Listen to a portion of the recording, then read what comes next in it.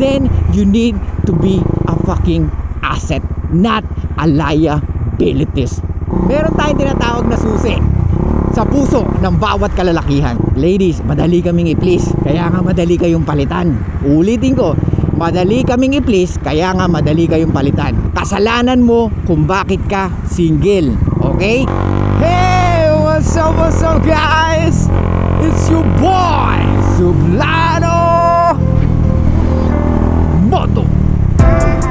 Okay, for today's vlog, let's talk about how to get the man that you want, or how to make a man commit. So most of you ladies right now, especially beautiful women, are single. Hindi ka ba nagwa-wonder for very long time why are you still single? So guys, itong episode natin is para sa mga babae na matagal ng single at gustong magkaroon ng karelasyon.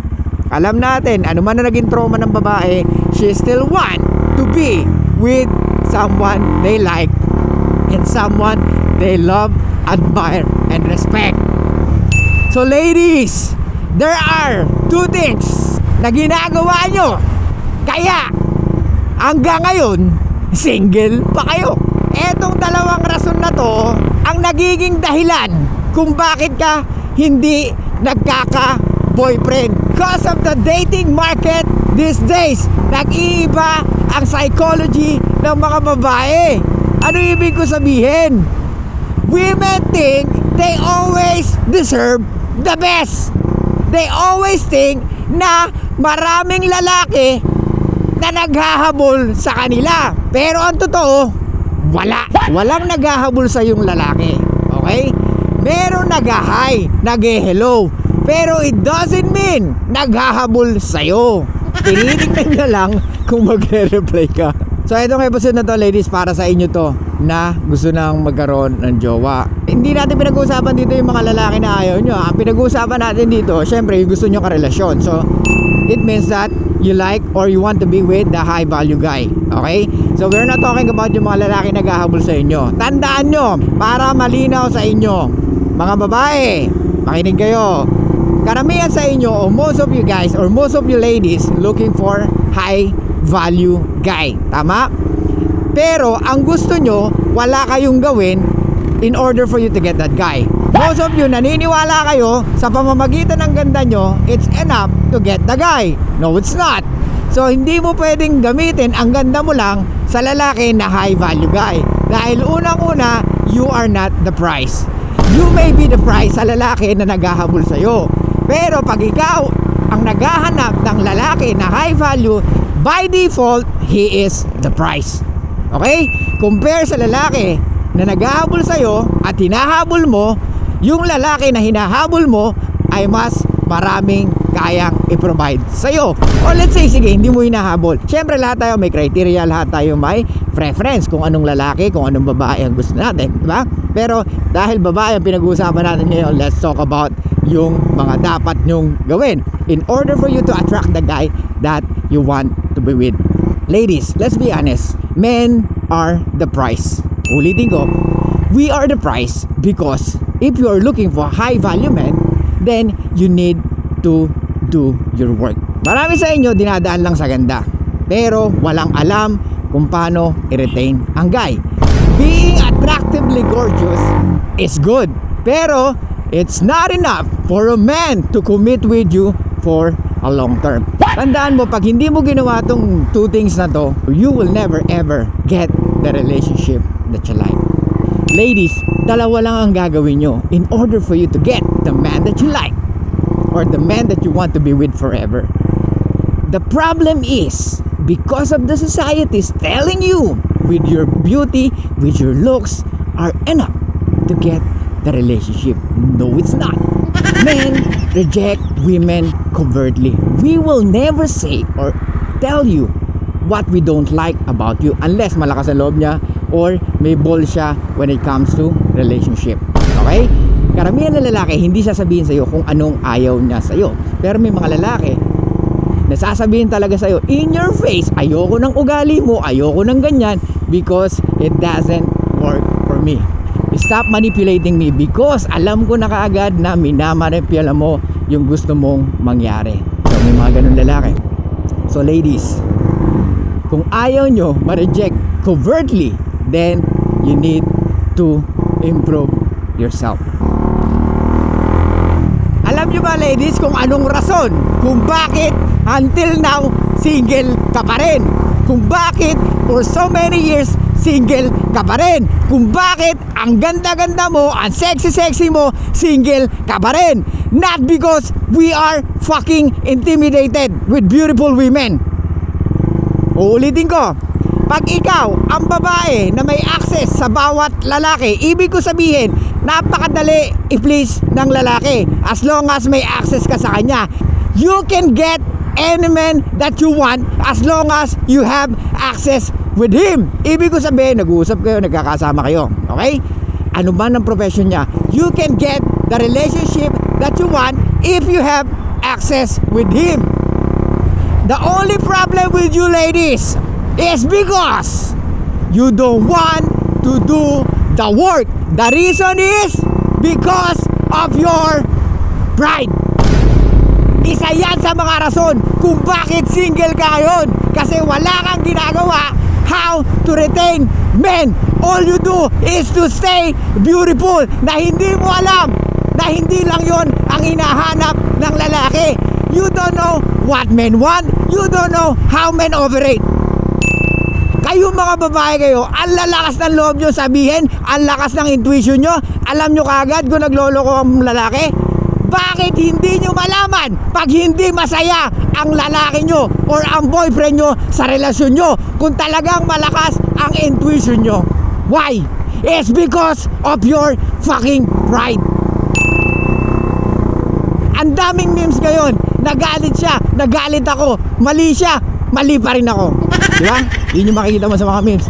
Kasi kabubuhan na inaalaw mo sa relasyon mo bilang lalaki, kung ikaw ay good catch, you will never ever allow those kind of behavior. Kasalanan din natin mga lalaki yan. Pero yun nga ladies, we reject women covertly. Hindi man namin sa'yo sabihin na ayaw namin sa'yo, pero mararamdaman mo. It's because of your fucking behavior. Ladies, ang unang-una na rason, like I said, kung bakit single ka ngayon for very long time, because of your fucking pride. Ba't ko gagawin to? Ang ganda-ganda ko. Yung kaibigan ko, nagka-boyfriend ng pogi, mayaman, 6'6" nga eh. 6'pack, 6 feet, and 6 figures ang sahod. Okay, are you sure na masaya yung kaibigan mo sa relasyon niya? Yung mga nagsasabi, ayoko nga, ba't ako magpiplease ng lalaki? It's 2025. Hindi na ganun. Iba na ngayon. Ayoko nga, hindi naman ako traditional woman.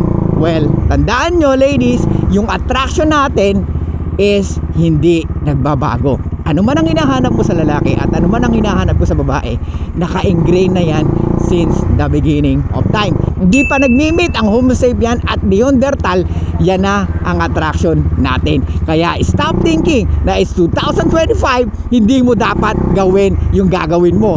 Ulitin ko ladies, men reject women covertly. We will never tell you, magugulat ka na lang. Nagsinungaling siya sa akin. Kailangan ko meron siyang babae. Ask yourself, look at the mirror. Mag self-reflect ka. Anong ginawa mo?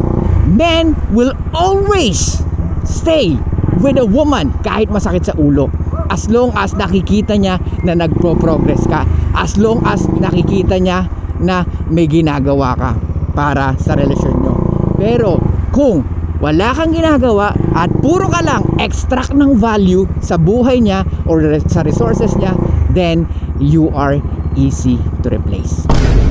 Tandaan nyo ladies, kung single ka ngayon at single ka for very fucking long time, it's your fucking fault. Uulitin ko, kasalanan mo kung bakit ka single.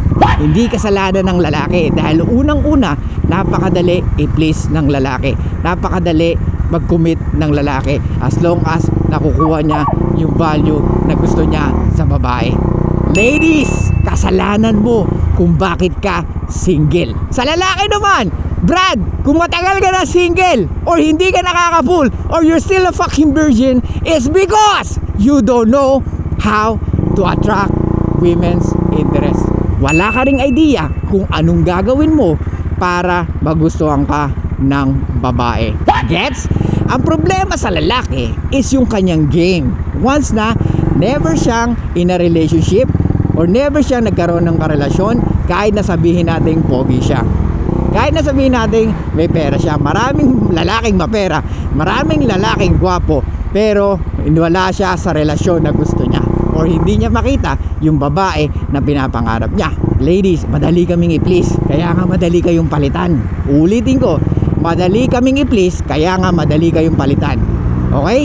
Makakita lang kami ng babae na opposite ng ugali mo, you will be replaced.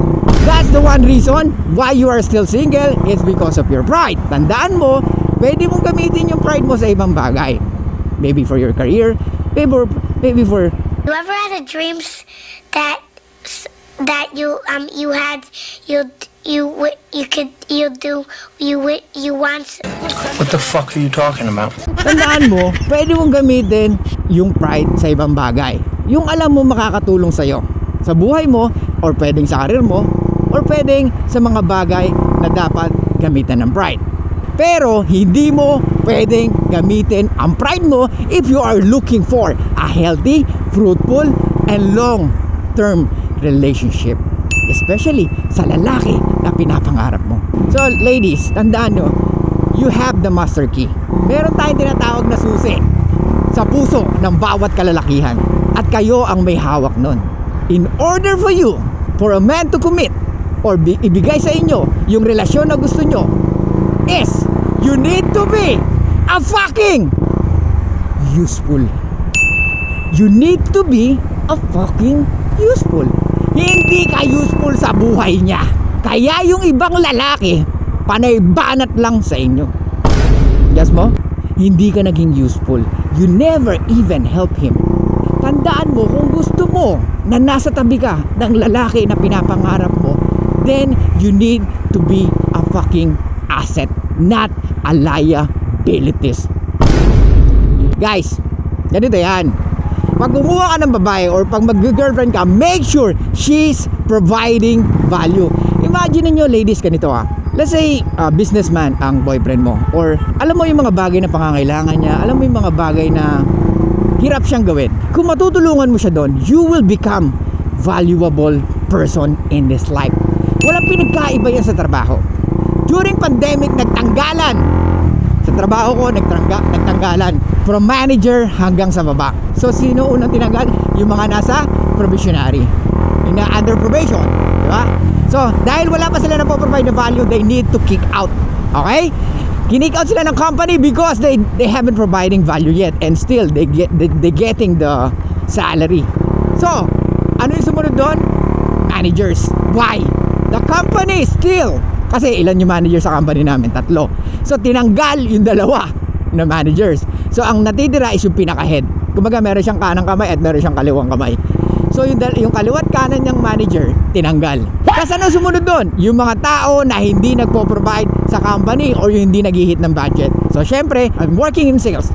So dapat makapag-provide ka ng numbers. Numbers don't lie, baby. To make the story short, ang daming tinanggal. Ang daming tinanggal na hindi gaanong kailangan ng company. Ano pinakakailangan ng company? Yung dapat napapasahod nila, and at the same time, kayang trumabaho ng dobleng trabaho, o yung masasabi natin na kayang mag-provide more than with his job description. So ibig sabihin, ganun din sa relationship. Ladies, kung ikaw ay very useful sa relasyon nyo, you are irreplaceable. The company will retain you whatever happens. Kaya nga, may client ako dati, alis siya sa company niya, nagpasa siya ng resignation. Ano sabi ng manager niya? Bakit di mo sinabi sa akin na aalis ka? Tataasan naman namin ang sahod mo. Dahil inoperan siya ng ibang company na mas mataas ang sahod. Pero in order for the company retain her, hindi siya pinaalis, hindi siya pinayagan Anong ginawa ng company?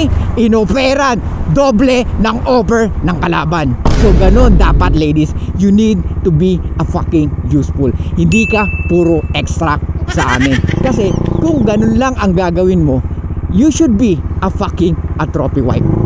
Kung ganun lang ang gagawin mo, puro ka extract, puro ka arte, puro ka ganda, wala kang ibang ginawa kung hindi magpaganda at hindi mo inisip ang kalagayan ng boyfriend mo or ng lalaki mo, then by default, you are useless. Okay? Maraming babae nag-aaway sa posisyon ng gusto ng lalaki, pero walang nag-aaway sa posisyon na tulungan ang lalaking gusto nila. Kaya make sure you are a fucking useful. So yun lang guys, thank you so much. I'll see you guys next time, and bye bye.